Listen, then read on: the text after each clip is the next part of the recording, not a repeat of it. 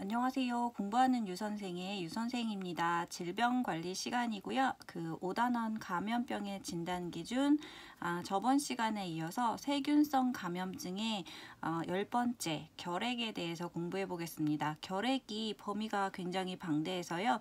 오늘은 결핵에 대해서만 좀 집중적으로 공부해 볼 거고요. 결핵 자체는 그 전염성이 매우 강하기 때문에 발견 즉시 바로 보건소에 즉시 신고하게 되어 있고요. 저희 같은 이제 조무사들은 이런 결핵 보균자를 색출함에 있어서 힘써야 되는 의무가 있습니다.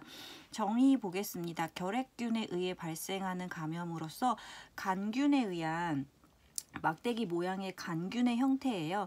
이 결핵균 자체는 열과 직사광선에 매우 약해서요. 그 감염자의 그 침구류나 옷 같은 거 그 일광 소독하는 거 알고 계시죠? 전파 경로 보겠습니다. 결핵 환자의 그 기침이나 재채기로 인한 그 비말 공기 중 감염입니다. 그렇기 때문에 이 밀집된 환경일 때 굉장히 위험해요. 전파 속도가 굉장히 빠르고요. 또 한 가지 또 결핵에 걸린 소의 우유 제품을 섭취할 때도 전파가 된다고 되어 있습니다. 이거는 조금 이번에 새로 알은 케이스예요. 근데 요즘 같은 경우는 우유들이 많이 그 살균 소독되어서 저온 살균 되어 나오잖아요. 그래서 이렇게 감염되는 경로는 좀 드물 것 같고요. 결핵 자체는 잠복기가 1, 2년으로서 굉장히 깁니다. 그래서 그 결핵은 또 면역이 결핍되어 있는 사람들이나 영양이 결핍되어 있거나 또 흡연자에게 굉장히 위험하게 작용을 해서 감염이 쉽게 되는 그 케이스예요. 그래서 그 고위험군으로 면역 결핍자나 영양 결핍자, 흡연자가 속한다는 거 기억해 주시면 되고요. 결핵의 증상 보겠습니다. 많이들 알고 계시듯이 결핵하면 일단 지속적인 기침, 객혈, 흉통, 미열의 증상들이 나타나겠고요. 이 결핵을 어떻게 해서 진단을 하냐 하면 결핵 자체는 그 투베르쿨린 검사를 우선적으로 하게 됩니다. 이 투베르쿨린 검사에서 음성이 나오면 그때는 이제 BCG 접종을 해서 예방을 할 수가 있겠고요. 양성이 나오면 그 양성이 나왔다고 해서 결핵이 완전히 활동성인지 확인이 되는 건 아니기 때문에 흉부 X선 촬영을 다시금 해보게 됩니다. 이 투베르쿨린 검사는 그 PPT 용액으로 하게 되는데요. 이 PPT 용액 자체는 열에 약하기 때문에 냉암소에 보관해 주셔야 되고요. 0.1cc의 그 피내 주사로 그 손목 안쪽에다가 이제 하게 되어 있어요. 그렇게 되면은 이게 48에서 72시간이 경과 후에 거기가 부어오르는지를 이제 확인하게 되거든요. 그래서 이제 10mm 이상이 되면 양성이고요. 음성은 5mm 이하가 음성입니다. 이렇게 해서 투베르쿨린 검사에서 그 부어오름의 크기가 양성이 나타나면 흉부 X선 촬영을 해서 조금 더 확실하게 검사를 해보는 거예요. 그래서 이 간접 촬영과 직접 촬영 두 가지가 있는데요. 간접 촬영은 우선적으로 그 비용은 적고 간편하면서 집단 결핵 검진 시에 이제 하게 되는 검사가 간접 촬영입니다. 학교의 그 보건 검사에서 우선적으로 실시하는 게 이 간접 촬영에 해당되겠고요. 또 직접 촬영 방법은 간접보다는 더 정밀도가 우수하면서 이 직접적으로 이제 검사를 하게 되면 더 자세하게 나오기 때문에 이 활동성 결핵 환자랑 만약에 내가 접촉을 한 경우다라고 했을 때는 우선적으로 투베르쿨린 검사와 이 직접 촬영 검사를 우선적으로 실시하는 게 좋겠습니다. 그 다음 흉부 X선까지 촬영이 됐는데 거기서도 이제 그 양상이 보인다 하면은 객담 검사를 하게 되겠습니다. 도말 검사와 배양 검사가 있어서 그 도말은 이제 간단하게 그 균을 채취해 가지고 슬라이드에 채취해서 검사하는 거고요. 배양은 그 균을 키워보는 거예요. 그 결핵균이 자라는지 세밀하게 확인을 위해서 6에서 8주 정도를 키워서 그 검사 양상을 보는 겁니다.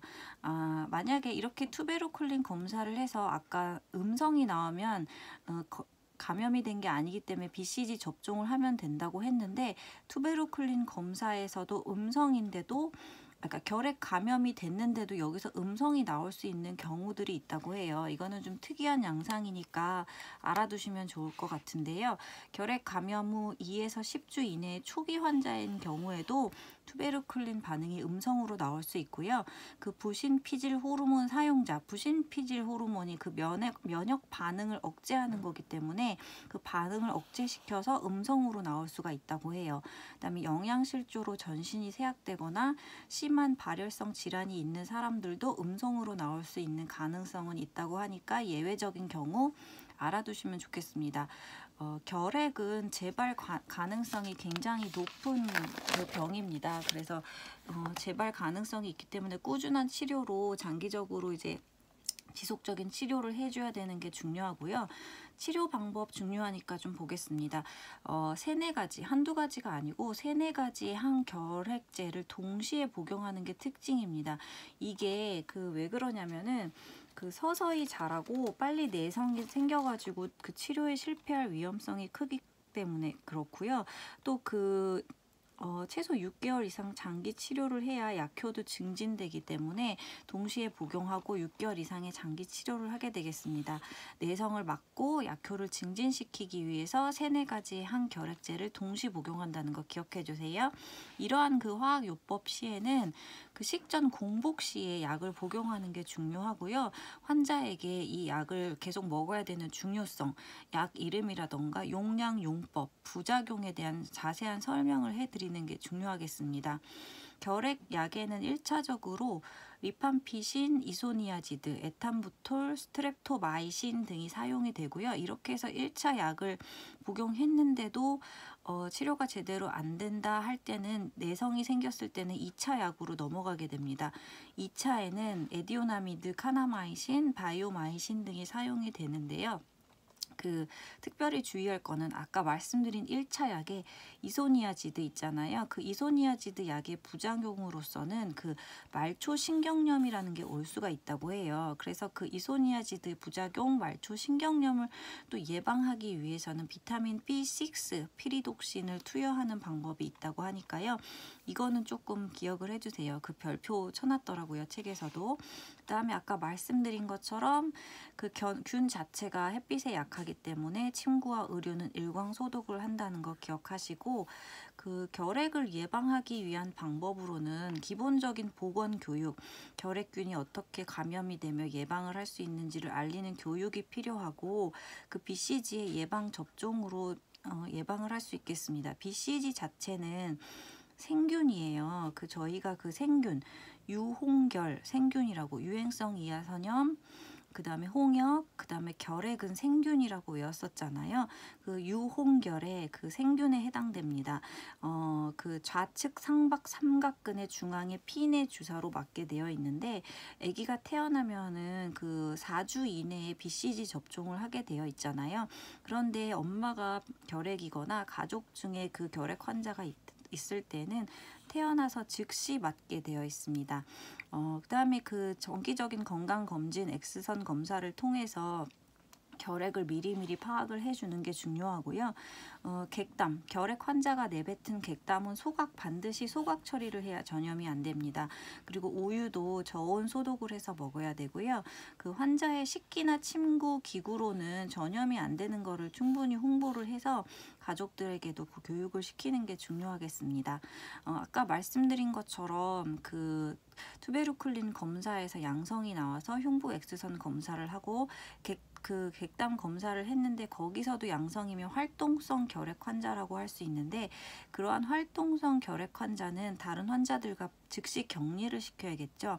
그래서 공기 중으로 전염이 안 되도록 음압 격리실에 이동을 시키는데, 음압 격리실의 시설 기준이 나와 있습니다. 최소 6회 이상의 하루에 6회 이상 공기 순환을 시키고요. 신규에 설비했다 하면은 그건 12회 이상의 공기 순환이 필요합니다. 순환된 공기는 건물 밖으로 바로 배출이 되어 있으면 좋은데, 그렇지 않다면 헤파 필터의 공조 시스템을 통해서 배출이 되도록 하고요.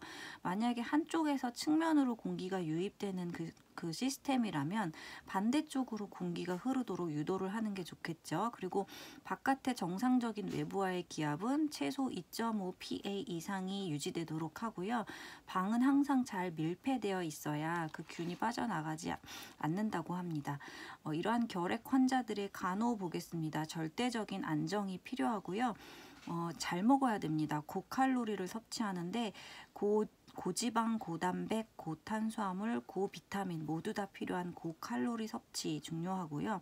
특징적으로 오후 2, 3시에 미열이 나는 게 그 결핵 환자들의 특징이에요. 미열이 난다고 해열제를 주는 거는 옳지 않다고 해요. 그래서 일단 미열이 있으면은 뭐 얼음 찜질을 해준다든가 해서 좀 내려주는 게 좋겠고요. 특별히 또 기침을 많이 하기 때문에 객혈이 많이 나옵니다. 객혈 시의 우선 간호가 절대 안정이에요.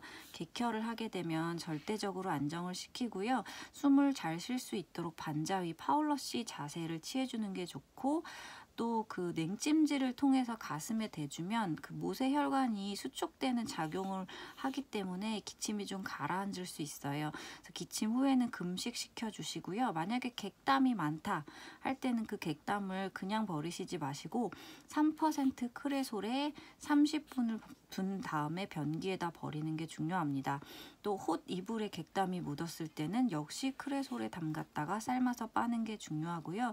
오한과 발열이 자주 나는데 자주 닦아주고 속옷을 갈아입혀줌으로써 관리를 해주고요. 그다음에 객담 시 안정을 하면서 체위 배농법으로 객담을 배출시키는데 객담 검사를 하게 되면 객담 검사는 반드시 이른 아침에 첫 객담을 받을 수 있도록 하셔야 세균이 농축되어 있어서 정확한 검사를 할 수 있어요. 그리고 기침을 하게 되면은 소매로 가리시지 마시고요. 휴지로 코와 입을 반드시 가리고 사용한 휴지는 소각할 수 있도록 도와주시기 바랍니다. 활동성 결핵이 있어서 간호를 할 때에는 병실을 출입하는 의료진이나 보호자 모두 마스크와 가운을 착용하는 게 중요하겠습니다. 이러한 결핵률이 점점 증가하는 이유들이 이제 시험에 잘 나오고 있어요. 이거는 이제 여러 과목에서 성인 간호에서도 나오고 많이 나오고 있는데, 국민적인 무관심, 그다음에 면역력이 저하되고 스트레스나 다이어트 등으로 인해서 면역력이 많이 저하되고 있잖아요. 그다음에 장기간의 보호시설에 거주할 때, 그리고 또 경제 위기와 실업률로 노숙자들이 증가함으로써도 증가하고요. 그다음에 면역 결핍 같은 걸로 인한 결핵 사망자도 많이 증가하고 있습니다. 또 사회적인 지원 체계가 미흡하기도 하고요. 결핵 전문 관리 대책이 많이 부족하기도 하고, 또 비위생적인 환경에서도 유병률이 증가한다고 합니다. 이러한 증가 이유 반드시 중요하니까 알아두세요. 그 다음에 참고적으로 마스크에 대해서 나와 있습니다. 지금 코로나19도 마찬가지지만 공기 중 비말 점포이기 때문에 마스크 사용 굉장히 중요시되고 있죠. 헤파 마스크는 필터가 내장되어 있어서 먼지나 세균의 호흡기 침투를 차단시켜주는 특징이 있고요.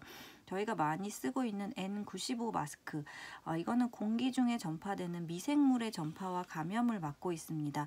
그래서 전염성 결핵, 지금 배우신 결핵이나 중동호흡기 증후군 메르스, 그리고 또 코로나19 같은 이런 질병들에게 이게 확인되거나 의심되는 환자의 진료와 격리실 출입 시에는 반드시 N95 마스크를 착용하게 되어 있습니다.